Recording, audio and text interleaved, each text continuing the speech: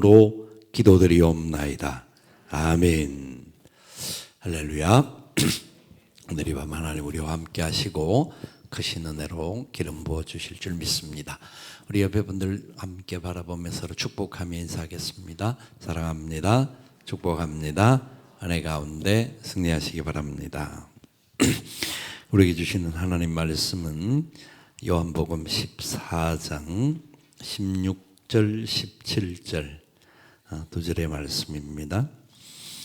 요한복음 14장 16절 17절 우리 한 목소리로 함께 읽도록 하겠습니다. 내가 아버지께 구하겠으니 그가 또 다른 보혜사를 너희에게 주사 영원토록 너희와 함께 있게 하리니 그는 진리의 영이라. 세상은 능히 그를 받지 못하나니 이는 그를 보지도 못하고 알지도 못함이라. 그러나 너희는 그를 아나니 그는 너희와 함께 거하심이요 또 너희 속에 계시겠습니다. 아멘. 보혜사 성령, 진리의 영이신 보혜사 성령을 말씀하고 있습니다. 근데 이 요한복음 14장은 제자들의 근심하는 장면에서부터 시작합니다. 예수님께서 그들을 향하여 첫 번째 1절에서 뭐라 하냐면 근심하지 말라, 마음에 근심하지 말라, 하나님을 믿으니 또 나를 믿으라, 이렇게 말씀으로 시작합니다. 그럼 이 제자들은 왜 근심을 했을까요? 근심했을 때는 이유가 있습니다. 뭐 여러 가지 상황의 차이도 있을 수 있고 문제가 있는데, 이 제자들이 근심했던 이유는 예수님이 메시아로 오셔서 우리와 언제나 함께 하실 줄로 알았는데 갑자기 우리를 떠나신다라는 겁니다. 우리와 함께 하시겠다고 한 예수님께서 믿을 수 없는 말씀을 13장에서 하십니다. 내가 떠날 것이다 하는 이야기입니다. 이별에 대한 이야기를 하는데, 그러면서 이 이별이 떠나게 되는 과정이 어떻게 나타나느냐 하면 13장에서 말씀할 때 너희들의 배신과 여러 가지 문제들과 함께 내가 떠나게 될 것이다. 가룟 유다가 예수님을 배반하고 팔게 되는 과정, 그리고 제자들이 예수님을 왕으로 모시겠다라고 목숨 걸고 따르겠다고 작정했던 그들이 예수님을 부인하고 도망가는 모든 과정을 겪으시고 난 이후에 주님은 주의 제자들을 떠나시겠다라는 말씀입니다. 성경의 이 의미들을 살펴보면 굉장히 지금 제자들의 마음에는 굉장히 혼란스러운 상황이 올 수밖에 없습니다. 예수님이 진짜 그 생명의 말씀을 전해주시고 함께 하시고 여러 가지 부분을 해주셨는데 갑자기 자신들의 문제와 이런 것들을 가지고 막 혼란스럽게 이야기하면서 떠나신다라는 이야기를 할 때에 제자들은 이별로 인한 근심을 마음속에서 도대체 이게 해결이 안 되는 그런 마음이 찾아온 겁니다. 예수님과 3년 동안 밤낮으로 함께 했습니다. 3년 동안 먹고 마시고 가족들도 집에서 같이 살고 뭐 밥도 먹고 하지만 사실은 자기 일이 있기 때문에 뿔뿔이 흩어집니다. 그랬다가 저녁에 들어옵니다. 그런데 제자들은 3년 동안 예수님과 함께 자고 일어나서 나아가 사역하는 데 따르고 또 모든 행하는 것들을 3년 동안 감당을 한 사람입니다. 그러면 그 시간적으로 따져보면 사실 일반적인 가족들 관계 속에서 매일 함께 하는 경우를 따져보기가 참 쉽지 않은데, 그런 상황 보면 굉장한 오랜 시간 동안 예수님과 친숙한 관계에 있었다라는 것을 확인하게 되죠. 그런데 이 주님이 떠나신다라는 겁니다. 이별을 통보하는 겁니다. 사실 젊은 사람들도 그렇고 요새 많은 또 이 땅을 사는 사람들 중에서 이별의 아픔들을 경험하는 사람들이 많습니다. 이별은 죽음으로 인하여서 이별을 경험하는 경우들도 있고 또 만남 속에서 이별을 경험하는 경우들이 있죠. 그런데 이별을 한다는 것은 굉장히 힘든 과정을 겪는 겁니다. 힘든 과정을. 그 힘든 과정을 겪는데 예수님께서 갑자기 평생 함께 하실 것 같은 예수님께서 떠나시겠다라는 겁니다. 그러면서 2절 3절에 뭐라고 말씀을 하시느냐 하면 그런데 이게 떠나고 이별을 하지만 이게 영원한 이별이 아니다라고 말씀을 하는 거예요. 왜냐하면 내 아버지 집에 거할 것이 많도다. 그렇지 않으면 너희에게 일렀으리라. 내가 너희를 위하여 거처를 예비하러 가노니 가서 너희를 위하여 거처를 예비하면 내가 다시 와서 너희를 내게로 영접하여 나 있는 곳에 너희도 있게 하리라. 놀라운 말씀을 주십니다. 거처를 예비하러 가신다라는 겁니다. 집을 예비하러 가신다라는 겁니다. 실제로는 3년 동안 같이 동거하고 동행한 것이 사실 집이었습니다. 그런데 갑자기 집을 버리고 떠나신다고 하는데 또 새로운 집이 예비되어지면 그때에 내가 너희들을 부르게 될 것이다. 그렇게 말씀을 하시는 거예요. 예수님이 이런 여러 가지 상황에서 이야기를 하는데 사실 이 말이 지금 현재 우리는 예수님께서 천국에 가셔서 또 하나님의 백성들이 언젠가 들어갈 영원한 천국에 그 집을 예비하고 예비된 집이 완성되면 우리를 부르고 온다라고 하는 전체적인 그림에 대해서 어느 정도 알고 있기 때문에 이 말씀이 그렇게 크게 충격적이지가 않는데 제자들에게 있어서는 이 말씀이 굉장히 혼란스러운 겁니다. 떠나시겠다고 했는데 그럼 안 떠나고 여기 같이 있으면 되지. 왜 떠나셨다가 다시 집을 예비하고 오시겠단 말인가 하는 이야기가 제자들은 굉장히 큰 의문이 될 수밖에 없었습니다. 그런데 사실 이 떠남은 사람과의 헤어짐과 이별을 되는 부분에 있어서의 가장 큰 문제가 뭐냐면 결국은 집을 잃는 거나 마찬가지라는 거예요. 일반적으로 이야기를 합니다. 일반적으로 사람들이 이야기할 때 남자들의 집이 어디냐? 우리 이중식 장로님 집이 어디입니까? 현대아파트가 집이라고 말하는 그건 집이 아니고 그냥 거처입니다.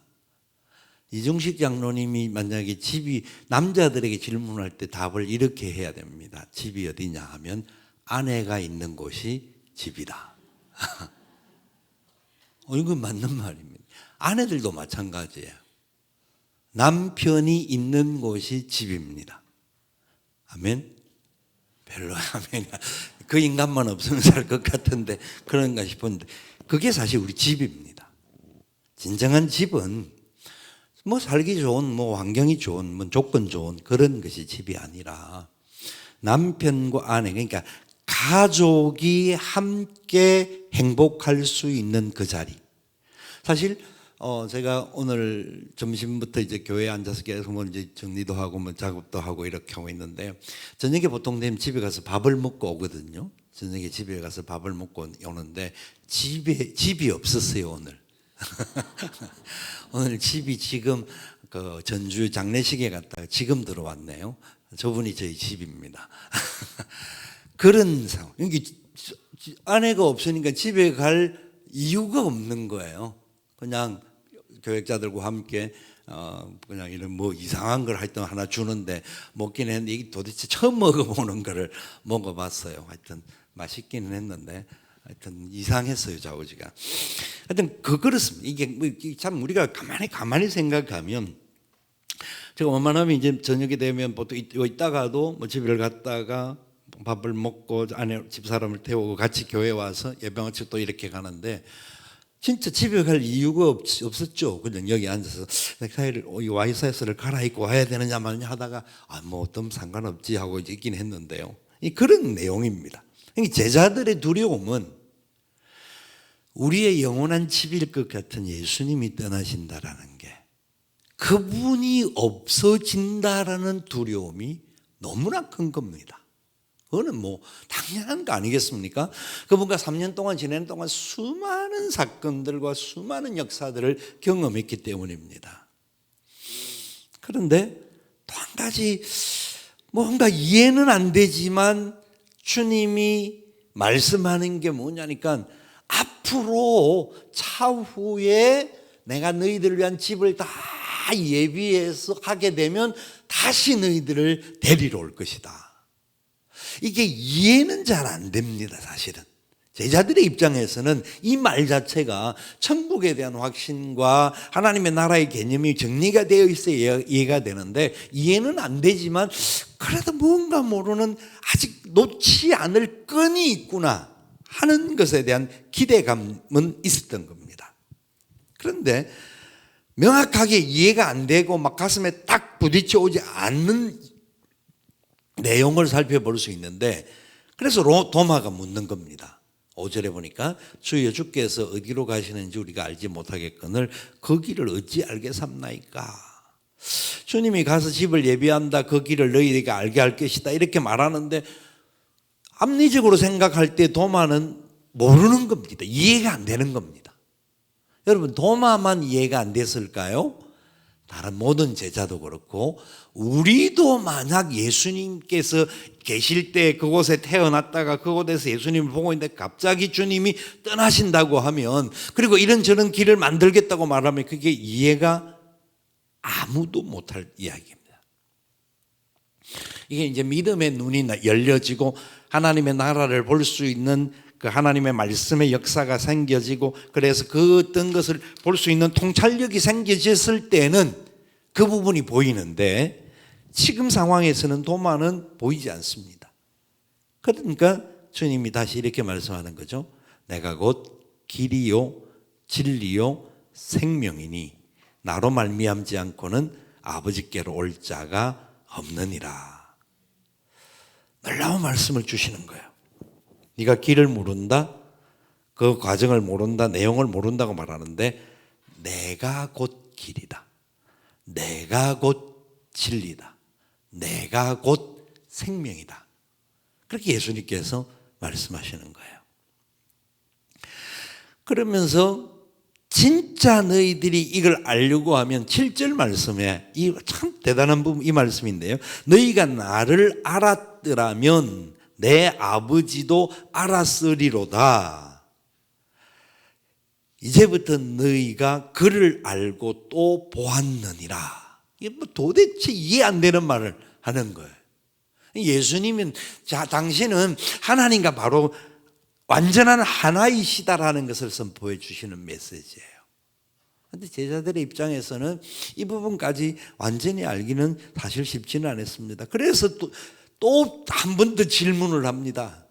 빌립이 이르되 주여 아버지를 우리에게 보여주옵소서, 그리하면 족하겠나이다. 주님이 말씀하실 때마다 이해가 안 되니까 또 질문을 하고 또 자기 나름대로 생각을 또 입장을 발표하고 하는 제자들의 모습이, 제자들이 똑똑해서 이렇게 말하는 것이 아니라 이 내용이 정확하게 알지 못하니까 계속해서 하는 이야기입니다. 그러니까 예수님께서 다시 앞에 분명히 7절에 말씀해 주셨는데도 이렇게 물어보니까 9절에 다시 말씀합니다. 빌립아, 내가 이렇게 오래 너희와 함께 있었을 때 네가 나를 알지 못하느냐? 나를 본 자는 아버지를 보았거늘 어찌하여 아버지를 보이라 하느냐?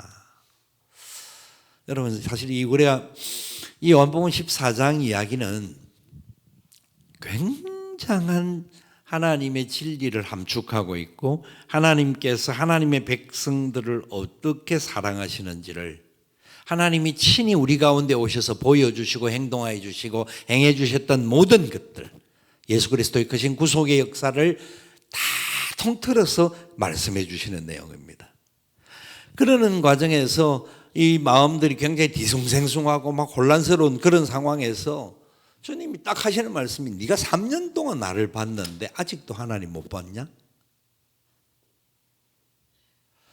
여러분, 예수님 믿으시죠? 하나님 보셨습니까? 우리 예수님 보셨습니까?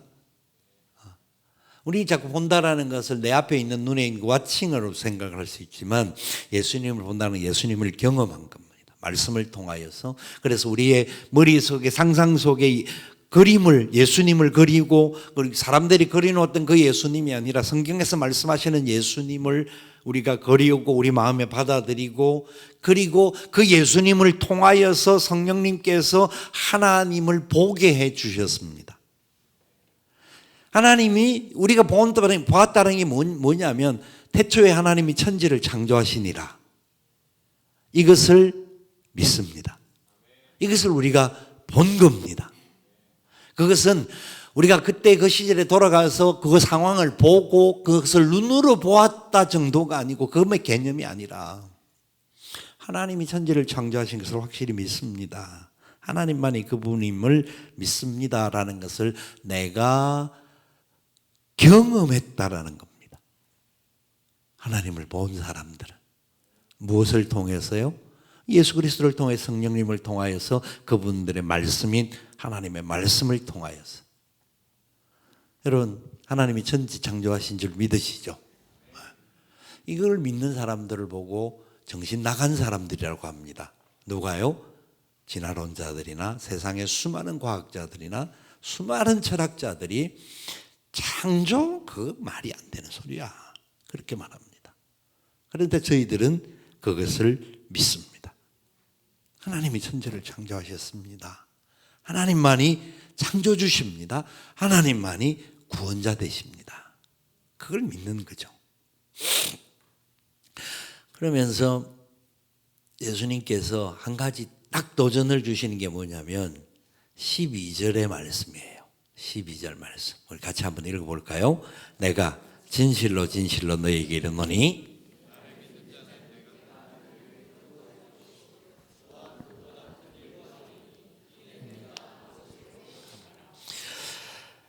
떠나시는 분이 뭘 이야기를 하느냐면 내가 떠나는데 떠났지만 너희가 내가 하던 일도 그대로 할 것일 뿐만 아니라 그보다 더 큰 일도 할 것이다 하는 말씀을 주시는 거예요. 여러분, 제자들이 예수님과 몇 년을 같이 했다고요? 3년요. 3년 동안 무슨 일들이 일어나는 걸 아시죠? 크게 몇 가지만 해도 도대체 이상하고 놀라운 일들이 많았습니다.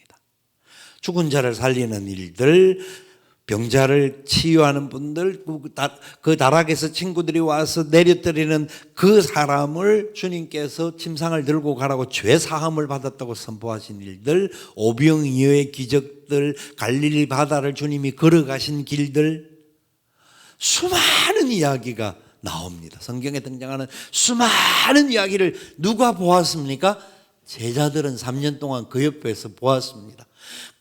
큰 풍랑이 일어날 때에 예수님께서 바다 위를 걸어오는 것들도 보았습니다. 그러면서 예수님이 바다야 잠잠하라 하니까 바다가 조용해지는 것을 경험한 사람들이 제자들입니다.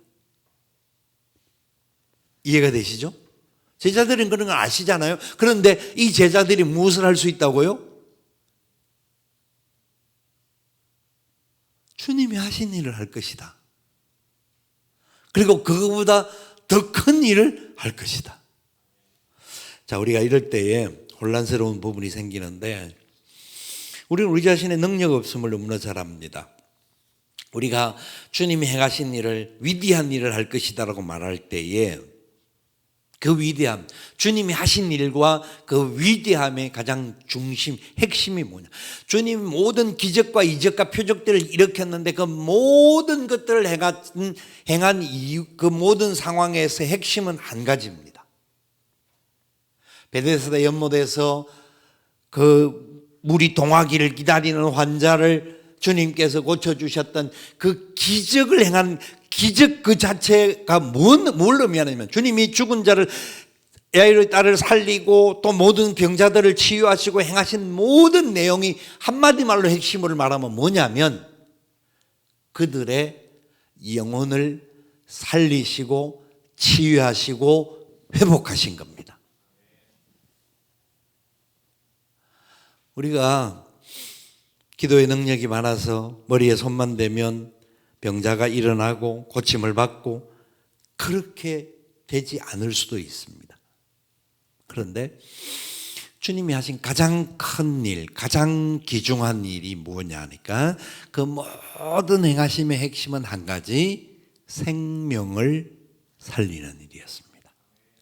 제자들에게 믿음을 주는 일이었습니다.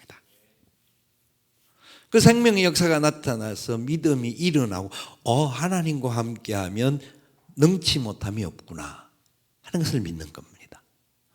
오늘 이 자리에 나온 저와 여러분들이 주님이 하신 일을 할 수 있는 자고 주님이 행하신 일보다 더 큰 일을 할 수 있는 자가 되었음을 믿어야 합니다. 우리가 막 다른 기적과 역사를 이루는 존재가 아닐지라도 하나님을 믿으면 하나님을 믿는 자에게는 능치 못함이 없습니다. 하나님이 하시는 것이니까요. 그리고 우리가 그 하나님의 명령 따라 순종하여 나아갈 때에 하나님께서 역사하셔서 병든 자들, 귀신 들린 자들 회복시키고 치유하게 하시고 고쳐주시고 예수 그리스도를 믿게 하셨습니다. 그러면서 예수님께서 막 기뻐하는 제자들이 돌아와서 귀신이 나간 것에 막 기뻐할 때 뭐라고 말했습니까? 귀신이 저들에게서 쫓겨나간 것을 보고 기뻐하지 말고 너희 이름이 하늘 생명책에 기록된 것을 기뻐하라. 뭐가 더 큰 일이라고요? 우리가 구원받은 게 더 큰 일이라는 거예요. 그러니까 우리가 구원받은 게 그 사람에게서 귀신이 쫓겨나감보다 더 큰 일이니까 우리를 통하여서 다른 사람에게 복음이 증거되어지서 그 사람들에게 귀신이 물러가고 뭐 이런 기적이 나타나는 그 본질이 뭐냐면 그들이 예수님 앞으로 돌아오는 것을 말합니다. 예수님을 믿는 것을 말하는 겁니다. 나는 할 수 없는지는 몰라도 주님의 말씀을 믿고 순종하면 주께서 역사하셔서 이 일들을 행하게 하신다라는 겁니다. 그게 누가 하시느냐? 성령님께서 하시는 겁니다. 오직 성령이 너에게 임하시면 너희가 권능을 받고 예루살렘과 온 유대와 사마리아와 땅 끝까지 이르러 어떻게 하라고요? 나의 증인이 되라고 하십니다. 그러니까 우리 혼자 보내지 않는 거예요. 항상 우리가 어떤 사역을 할 때마다 항상 누가 함께 하신다? 성령이 함께 하신다라는 거예요. 그래서 성령이 함께 하시면 권능이 임하게 되고 권능이 임한 자는 예루살렘과 온 유대와 사마리아 땅 끝까지 나아갈 수 있다라는 거예요. 이게 주님이 하신 일보다 큰 일이에요. 주님은 예루살렘과 갈릴리와 그 유대 베들레헴 중심으로 그리고 유대 나라 중심으로 사역을 하셨지만 우리에게 놀라운 사명을 주셔서 주의 영광을 드러낼 자들로 큰 일을 이루게 될 것이다 라고 말합니다.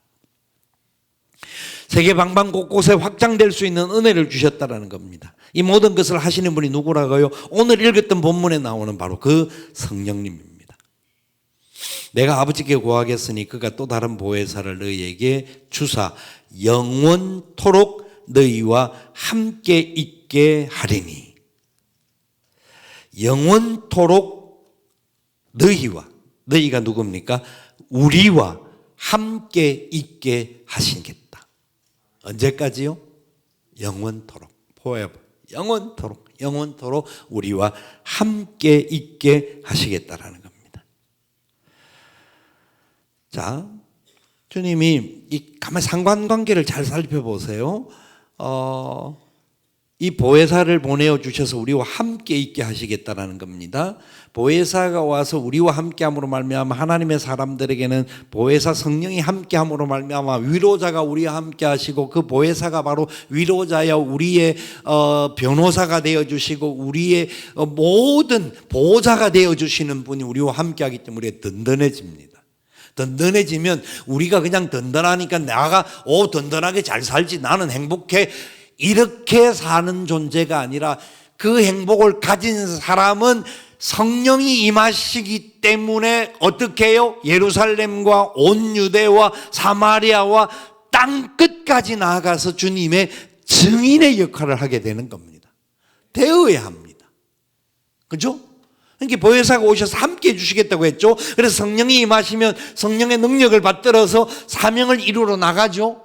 그런 자들에게 마태복음 28장에서 말씀하기를, 진짜 우리가 이 땅을 떠날 때 주께서 명령하시는 대로 복음을 증거하고 너희는 가서 모든 족속으로 제자를 삼아 아버지와 아들과 성령의 이름으로 세례를 주고 내가 너희에게 분부한 모든 것을 가르쳐 지키게 하라.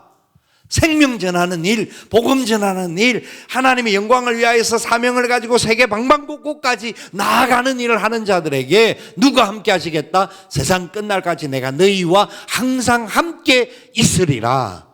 아멘. 상관관계가 똑같이 연결되지 않습니까? 그러니까 성령이 임하여서 우리와 함께 할 때 함께 하는 자는 기쁨이 나타나고 은혜가 나타나고 힘이 나타나서 사명자가 되어지고, 사명자로 살아가는 그들을 향하여서 주님이 또 함께 영원히 함께 하시겠다는 겁니다. 그러니까 결국은 성령이 임하는 사람들은 주의 사명, 주께서 맡겨주신 마지막 이 땅을 떠나면서 맡겨주신 지상명령을 끝까지 준행하는 사람들이 되어야 한다는 거죠. 그렇죠? 그러면 우리가 지상명령을 할 때 그냥 주님이 무조건 외국에 가서만 복음을 전하라, 선교하라 이렇게 말씀한 게 아니란 말이에요. 성령이 임하시면 권능을 받고 어디서부터요? 예루살렘. 예루살렘이 어디죠? 현재 우리가 살고 있는 자리가 예루살렘입니다. 제자들이 그 시대를 살고 있었던 그 자리, 주님의 말씀을 받았던 그 당면됐던 자리, 예루살렘입니다. 예루살렘과 온 유대가 어디죠? 그들이 사는 그 이스라엘 백성들이 살았던 그 땅, 유대 땅, 우리가 살고 있는 대한민국 땅, 우리가 또 막 할 수만 있는 북녘 땅까지는 지금은 못 가지만 대한민국 땅, 방방곳곳에 우리가 외국을 못 가도록 할 수 있는 사람들이 되었다는 겁니다. 사마리아 같은 족속들이지만 문화가 다르고 갈등 구조가 있었던, 어쩌면 우리나라와 똑같은지 모르겠습니다. 북녘에 있는 그 땅에 있는 우리 동포들이 이 사마리아 백성들이 아닌가. 길을 잃은 사마리아인들, 그리고 땅 끝까지 이르러 온 열방까지. 여러분, 이게 하나님이 우리에게 주신 본질적인 사명입니다. 그 사명을 붙잡고 사는 사람들은 누가 함께 하신다고요? 주님이 세상 끝날까지 항상 함께 있으리라 약속하십니다. 주님이 함께 하시면 행복할까요? 안 행복할까요? 행복해야 됩니다. 당연한 겁니다.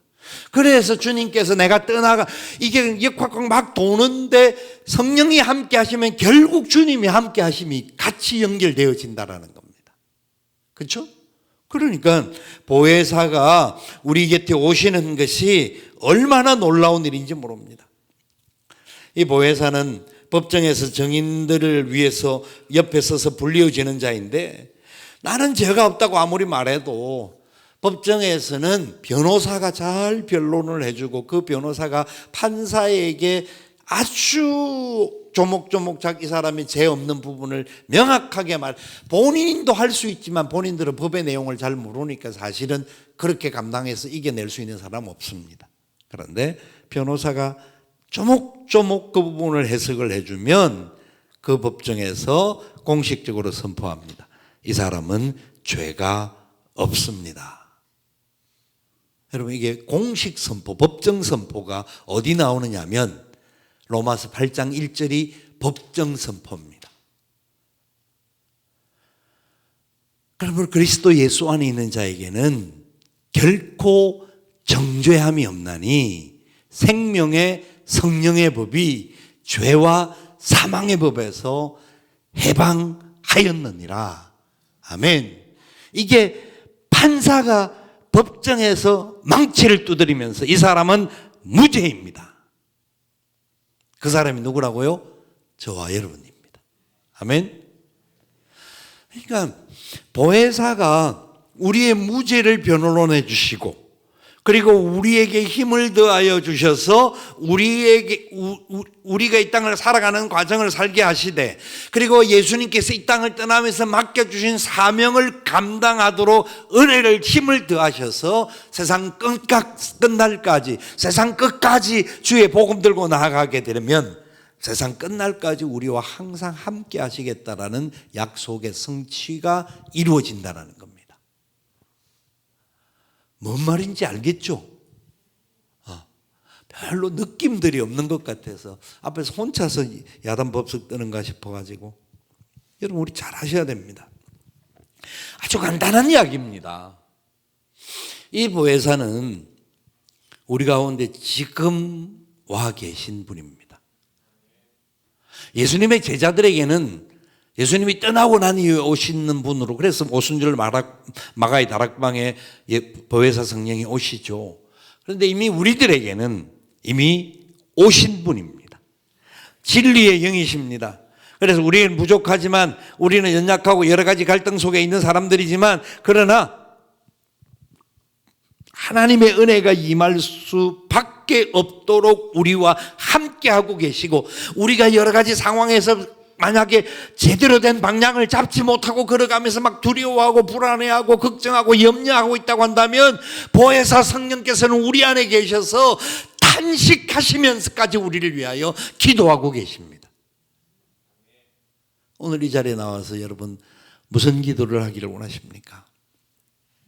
성령 하나님이 저와 여러분을 위해서 기도하고 계시는 것을 볼 수 있는 눈이 있기를 원합니다. 성경은 성령이 임하시면, 하나님의 신이 임하실 때 나타나는 역사에 대해서 너무 명쾌하게 이야기해 준 사건이 하나가 등장하는데, 에스겔서에 보면 에스겔 37장에 마른 뼈가 변하여서 군대가 됩니다. 마른 뼈가 변하여서 죽은 뼈들같이 쫙 완전 아무런 그 능력도 없고 아무런 모습도 없이 그냥 마른 뼈는 죽은 거잖아요. 그런데 이 땅을 살고 있는 어쩌면 그리스도인들, 우리들의 모습이 그런 마른 뼈와 같은 모습으로 살아가고 있는지도 모릅니다. 그런데 성령이 임하시면 그 마른 뼈가 착착착착 살아나고 개인이 살아날 뿐만 아니라 나중에는 그 모든 존재가 일어나서 하나님의 군대가 되어진다라고. 저와 여러분 속에 하나님의 군대에 그 영성이 있어야 됩니다. 그냥 겨우 나 혼자 신앙생활 해내는 그 정도의 삶이 아니라 하나님의 영광을 나타내고 하나님 은혜의 역사에 기뻐하고 즐거워할 수 있는 이 모든 것들이 우리 안에 일어나야 합니다. 그래서 마지막 말씀 26절 27절에 이렇게 이야기를 해요. 보혜사 곧 아버지께서 내 이름으로 보내실 성령, 그가 너희에게 모든 것을 가르치고 내가 너희에게 말한 모든 것을 생각나게 하리라. 평안을 너희에게 끼치노니, 같이 읽을까요? 곧 나의 평안을 너희에게 주노라. 내가 너희에게 주는 것은 세상이 주는 것과 같지 아니하니 너희는 마음에 근심하지도 말고 두려워하지도 말라. 아멘. 14장 1절은 제자들의 근심에서부터 시작됐다 했지 않습니까? 근심에서 시작됐는데 결국 그 근심을 이기는 비결은 다른 곳에 없고, 하나님 예수님의 말씀을 바로 알고 보혜사 성령의 손에 붙들려 살면서 하나님의 역사 가운데 순종하는 자들에게 근심이 변하여 기쁨이 될 뿐만 아니라 내가 기쁜 것으로 끝나는 것이 아니라 이 기쁨이 다른 사람에게도 흘러가게 하는 죽은 영혼들을 살리는 일에 쓰임받는 존재가 되어진다는 겁니다.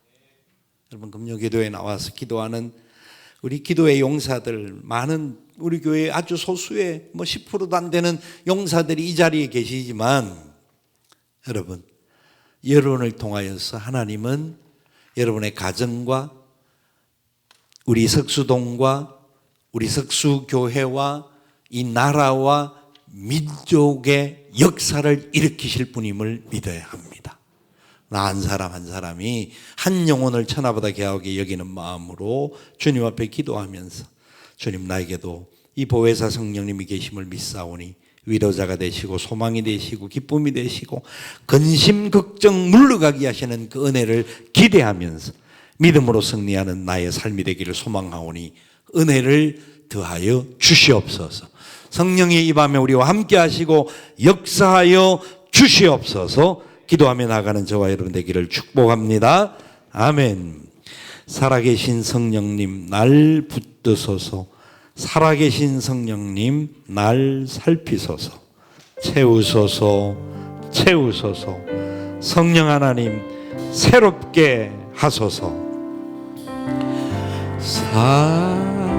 살아계신 성령님 날 붙드소서.